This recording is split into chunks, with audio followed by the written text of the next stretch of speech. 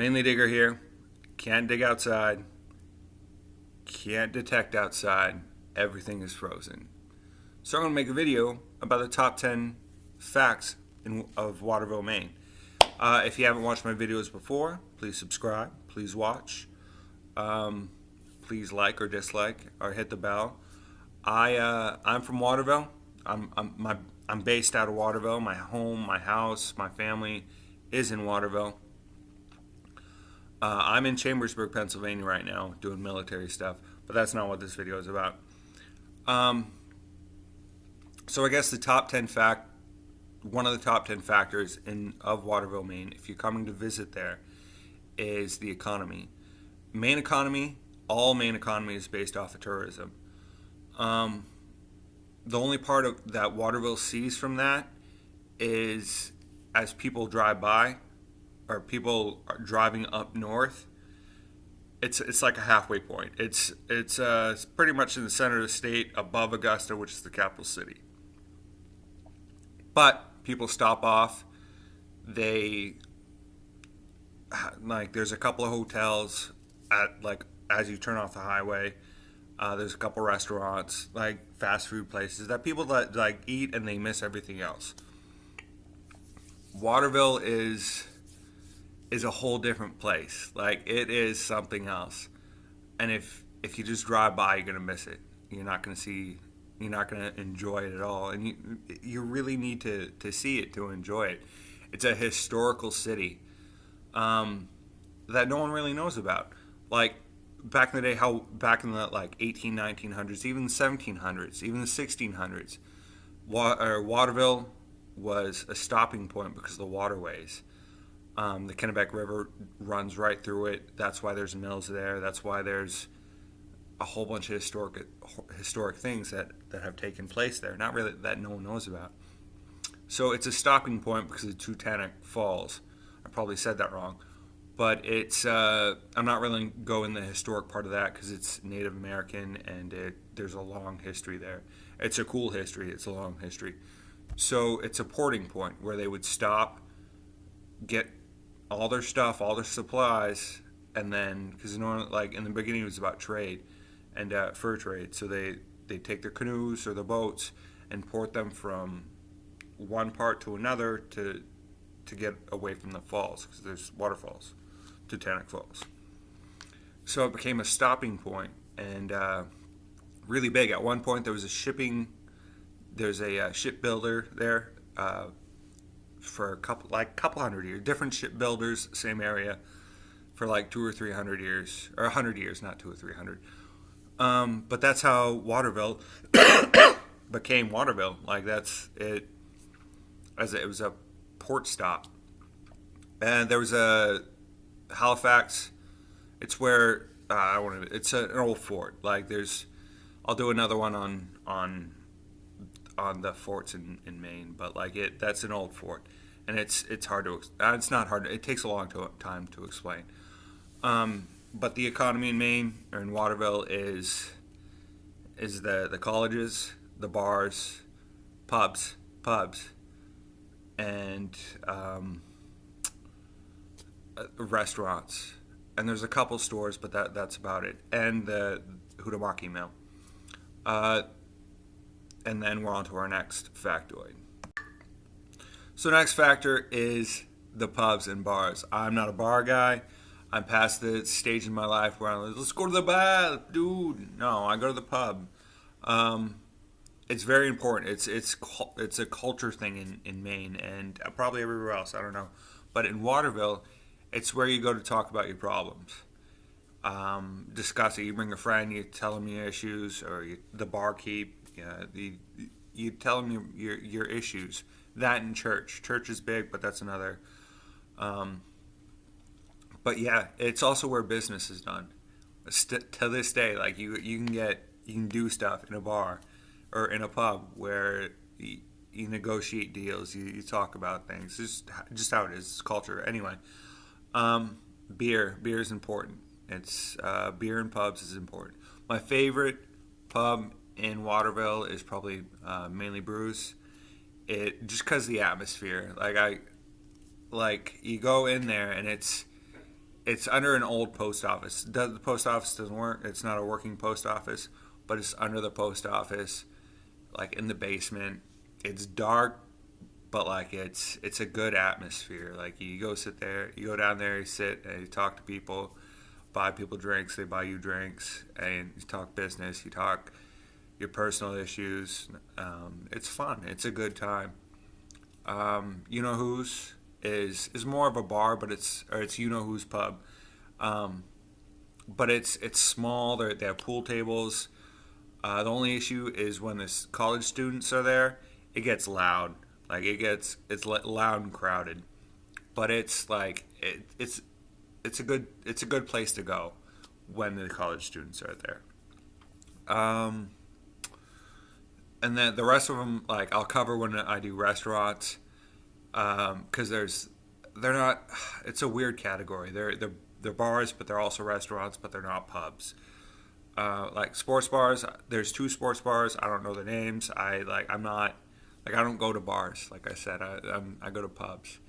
I don't go out on the night. I go, it's an afternoon drink, but it's like I said, it's a factor because it's a cultural thing in Maine. Like Maine's culture is based off French Canadian, which is Irish, French Irish, Native American, fur trading. They actually in the 20s they came down because of the mill, and Massachusetts.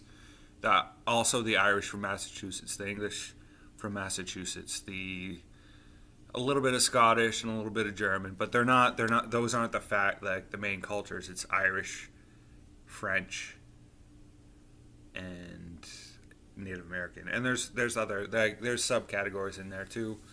It's hard to explain, and that's another video. So now on to our third factor. All right. So the third factor is the coffee. Coffee stops in Waterville are huge. You have your Starbucks and you have your Dunkin' Donuts. Sorry, you have Dunkin' Donuts. But the best coffee you will have, the best advice for getting coffee I will give you is go to Jorgensen's. It's a great place. Older crowd, good food. You go there and you talk about, I don't know, it's a place like, you talk about a place I would go and talk and debate politics, I guess. But it's quiet, it's nice. It's family owned. They're good people. The coffee is outstanding, and there's a variety of coffee, and it's all I wouldn't say it's all homegrown, or it's all from the state of Maine, but it's good coffee. And then you have Aroma Joe's, which is for the younger crowd. I don't really like it, but I will go there rather than to go to Starbucks. It's like I'm not a fan of Starbucks. Not because their coffee isn't good, because it's overpriced. Everything's overpriced in there, and it's like I don't believe in that. I don't like that. I will go to Aroma Joe's. Actually, no, I'll go to Jorgensen's before I go anywhere. But Aroma Joe's, great coffee stop, little coffee stop. You hop in there. It's like the fast food of coffee, but like a better fast food. And then there's Dunkin' Donuts. It is a staple of the Maine economy, of New England economy. Like the upper north, you go to Dunkin' Donuts. If there's a blizzard and like apocalyptic conditions, everywhere else will be closed, but Dunkin' Donuts will be open.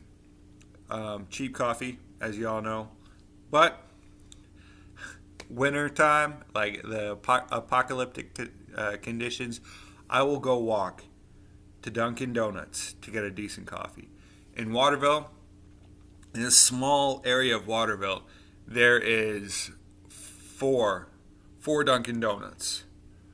So you have your variety of Dunkin' Donuts. You have the one you don't really want to go to, like it's your last choice. You have the upper class Dunkin' Donuts, I wouldn't say upper class, but it's the upper echelon that it's good coffee, consistent coffee. The donuts are good, and then you have the ones that are, I don't want to go to this one. I'm too far away from the good one, so I'll stop here. A Dunkin' Donuts is huge in Maine and Waterville, like it just is. But yeah, not a fan of Starbucks. Great coffee, overpriced. So I go to either Aroma Joe's or Jorgensen's. I love Jorgensen's. And now we're on to our fourth factor. So our fourth factor is food and restaurants. We'll start off with Hispanic food or Mexican food, whatever you want to call it. Spanish food. I just call it Spanish food. So there's two restaurants, and the thing in Maine is like you don't get good Mexican food at all. You don't get good Spanish food. It's not authentic. It just isn't. These two restaurants, Bon Appetita and I probably said that wrong, and Cancun, they're authentic, like authentic Mexican food. Bon Appetito went to their owners went to Spain. It's either a Spanish couple that lived there or a regular couple that learned how to cook. I forgot how the story goes. But it's good food. It's authentic food. It's delicious. Their margaritas are amazing. Amazing. Cancun is a Mexican food. Tex-Mex. It's delicious. It's authentic. Like I grew up a lot of time. I spent a lot of time in Arizona and along the Mexico border, and it's authentic food. Like he's Hispanic. Like he moved to Maine. The owner is Hector, really good dude. Probably won't remember your name, but he'll remember your order. Like the last time you ate there, from a year ago. It's good dude. I think Jewel of India.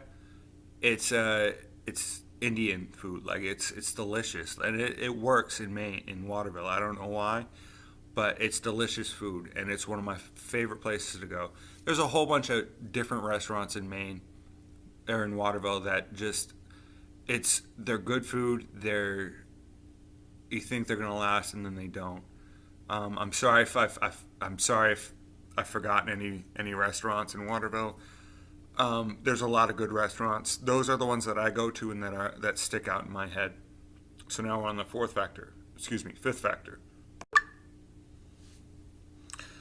Fifth factor is crime and police. Crime and police. It being a mill town, and it's always, I wouldn't call it a rough place, but like it's a rough place. It's not. It's rough because of the bars, I guess, the pubs, and the college students and Mainers. Mainers are just a rough and tumble people. Like we go to the bars. That's what we do.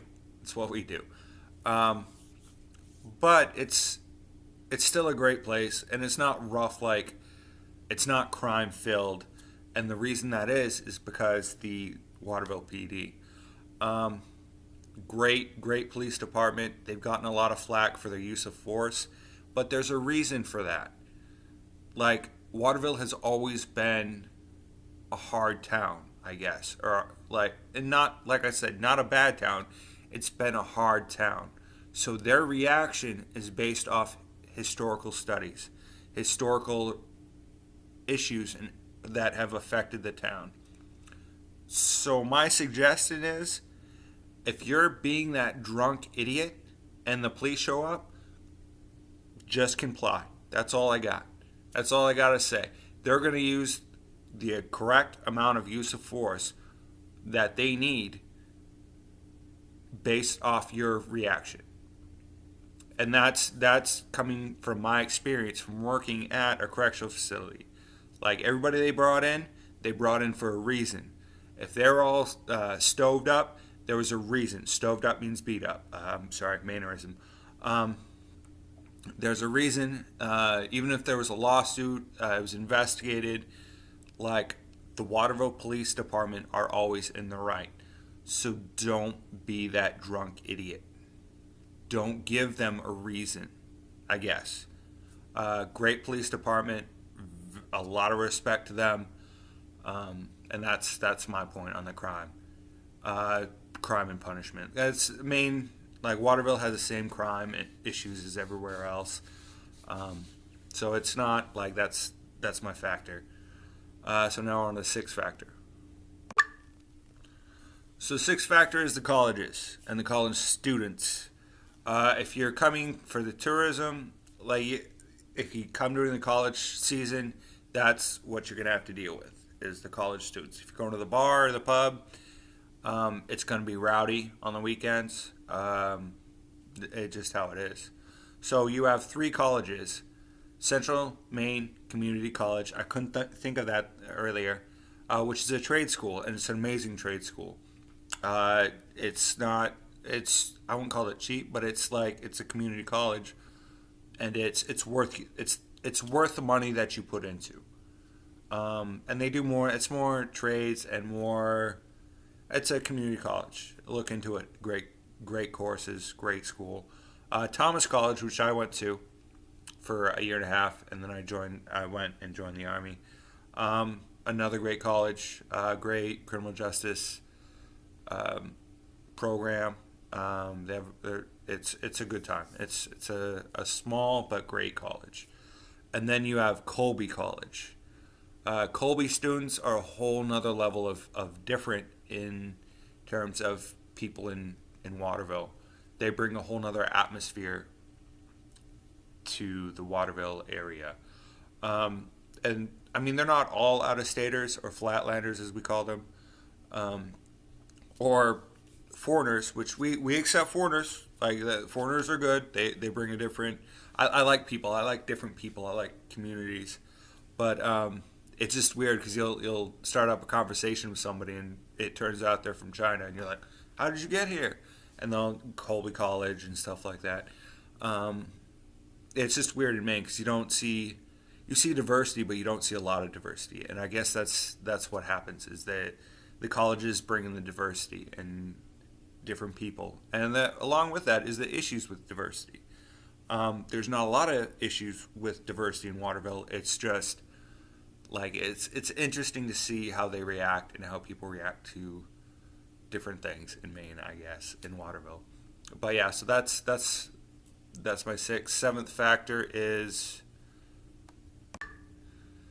So number 7 is the roads. It's called Canadian-French engineering or French-Canadian engineering. The roads aren't normal. They aren't. They're like normal roads city roads are based off a grid. This isn't, Waterville's not like that at all. And Maine's not like that at all. Which brings us to number 8, which is, in general, all these are related to Canadians and French Canadians.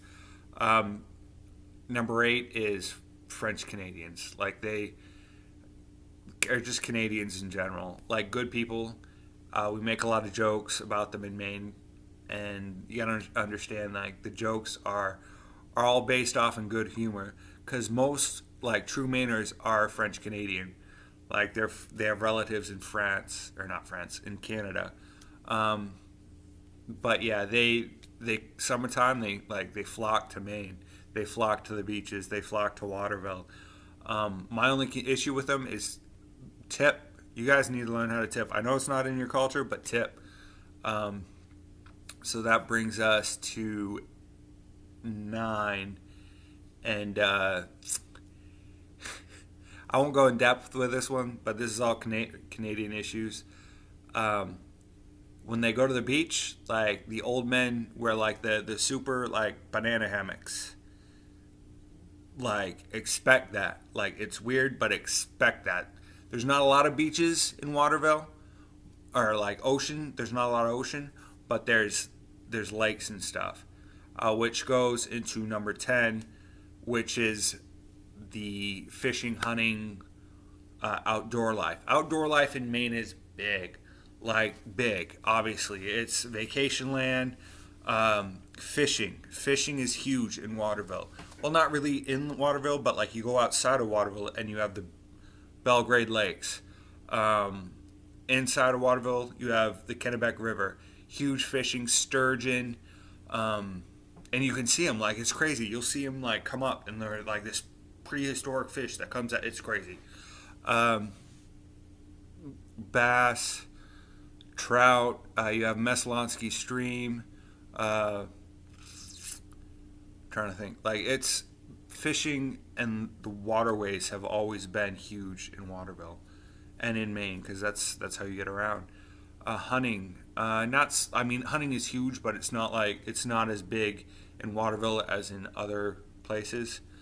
Um, but yeah, it's our farm too. Like it's like outdoor stuff in general is huge. So yeah, come to Maine, come to Waterville, stop in, eat some Mexican Hispanic food, eat some Indian food, um, enjoy our pubs, enjoy our bars, but stop in, get off that main road, like get off the highway. Um, Route one, take Route one. I would not do it during like tourist season, or maybe do it tourist seasons. It's little crowded, but like Route one is an amazing road. Runs all the way through Maine. You know, if you take a highway to get there faster, but take Route one if you want the scenery. All right, Mainly Digger out. This has been a long freaking video.